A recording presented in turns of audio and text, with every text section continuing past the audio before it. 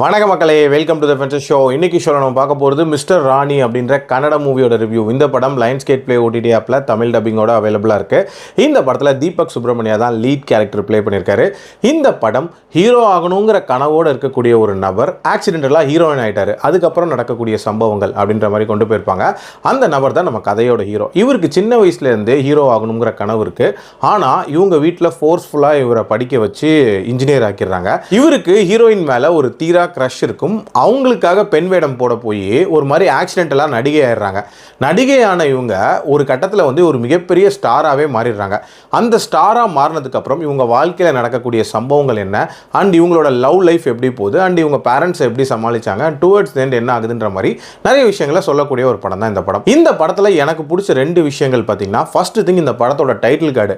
அதுலேயே சவுத் இந்தியாவிலேருந்து வரக்கூடிய ஆக்டர்ஸ் பெண் வேஷம் போட்டிருப்பாங்களா இதுக்கு முன்னாடி, அவங்களோட அந்த கிளிம்ஸ் மாதிரி ஸ்டார்டிங்கில் காட்டுவாங்க. அது நீட்டாக இருந்துச்சு. அதே மாதிரி என் கார்டு இருக்குல்ல, அதில் வந்து இவர் எவ்வளோ கஷ்டப்பட்டு அந்த மேக்கப் போட்டார் அப்படின்ற அந்த மெனக்கடலை வந்து காட்டியிருப்பாங்க.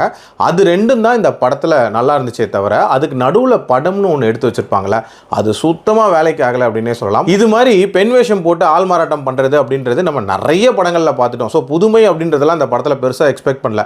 பட் அந்த திரைக்கதையை சுவாரஸ்யமாக ப்ரெசென்ட் பண்ணுறதோ இல்லை காமெடி அப்படின்றது நல்ல நிறைவாக கொடுக்குறதோ அப்படின்னு ஏதாவது பண்ணுவாங்கன்னு எதிர்பார்த்தா சுத்தமாக எதுவுமே பண்ணல. இன்ஃபேக்ட் காமெடிங்கிற பேரில் கொலையாக கொன்று எடுத்தாங்க அப்படின்னே சொல்லலாம்.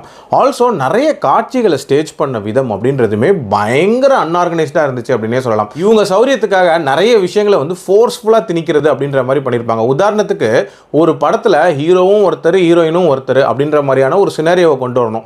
அதுக்கு இவரை ஹீரோ ஆக்குறதுக்கு இவங்க பண்ண விஷயங்கள்லாம் பார்த்தீங்கன்னா ரொம்ப ரொம்ப ஆர்டிஃபிஷியலாக இருந்துச்சு. அதே மாதிரி அந்த லவ் போர்ஷன் அப்படின்றதும் அதே மாதிரி ஆர்டிஃபிஷியலாக போச்சு அப்படின்னே சொல்லலாம். ஓவரால் ஒரு உண்மைக்கு அப்பாற்பட்டு ஏதோ ஒரு படம் அப்படின்ற மாதிரியான ஒரு ஃபீல்டாக இருந்துச்சு. அதையும் சுவாரஸ்யமாக கொடுக்கல. என்னை பொறுத்த வரைக்கும் ஸ்கிப் அப்படின்னு தான் சொல்லுவேன். அடல்ட் கண்டென்ட்டை பொறுத்த வரைக்கும் இதில் ஒரு பெரிய லிப்லாக் சீன் ஒன்று இருக்குது. அந்த போர்ஷன் மட்டும் இந்த படத்தில் கொஞ்சம் சுவாரஸ்யமாக இருக்குமே தவிர மற்றபடி சுத்த வேஸ்ட்டு. என்னோட ரேட்டிங் இந்த படத்துக்கு 2 out of 5. இன்னும் அடுத்த விமர்சனத்தில் சந்திக்கிறேன். நன்றி, வணக்கம்.